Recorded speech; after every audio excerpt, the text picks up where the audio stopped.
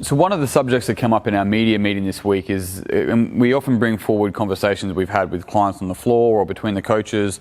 I ran a seminar on the weekend, so what conversations came up there, to be able to put into content to share that's going to be valuable for anyone watching and listening to this. And so one of those things is this idea of starting where you are. Fucking crazy idea, hey, like we would have thought about it.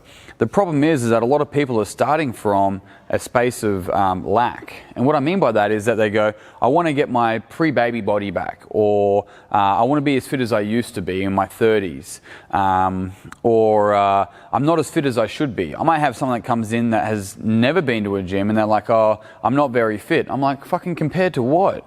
Like, and I understand what they're saying, and I'm challenging them because I'm not interested in what they think they should be or where they should be or anything along that. I'm interested in exactly where are you now. Let's be honest and brutal about the facts, but maintain hope about a progression towards where you want to go. That's one of the most powerful ways to address our health and fitness. And here's the kicker: you're never ever going to get your pre-fucking baby body back. And you don't want to, because you're really at the core of you don't want to, because you're a completely evolved human being that has harbored a child, right? And that's a powerful thing. And imagine, rather than having this mindset of, because you can't go back in time, right? You can't go back to your 30s, you can't go back to pre-baby.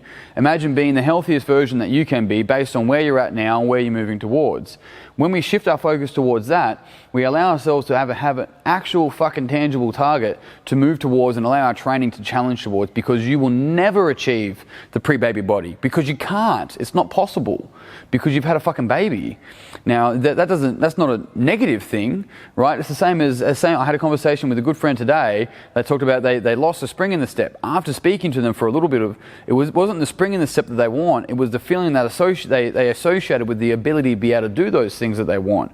They're not going to be 30 again. They're never going to be 30 again. They're 10 years older now, right? So how can they harbor the idea of making sure that they're having their fittest days in front of them, right? As the 41-year-old, 42-year-old, 44-year-old, 60-year-old, whatever it may be.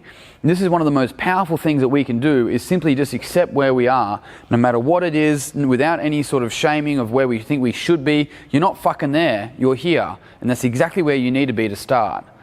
And the most important thing after starting is momentum, and keep going and keep moving and keep fucking rocking up. Because when you keep rocking up, and maybe you're not going to give 100% every day, but it's not about that. What it's about is actually rocking up, because even on the days where you don't feel like it and you give 60%, you're still moving forward. You're building a habit. You're building literally long-term lifestyle changes that over time, it's not about, oh, I have to go to the gym. It's about it being a part of who you are and what you do. Or maybe it's not the gym. Maybe it's going for a walk up your mountain that's local, or whatever it may be. It doesn't matter what the exercise selection is for you. What matters is that it's a part that's integrated into you every week, that you value, that allows you to do shit outside of that moment and allows you to participate more in life, which therefore gives you the ability to create more fucking memories.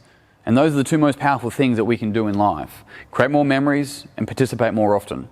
And if we just accept where we are, we can work from there to build the kind of life that we want.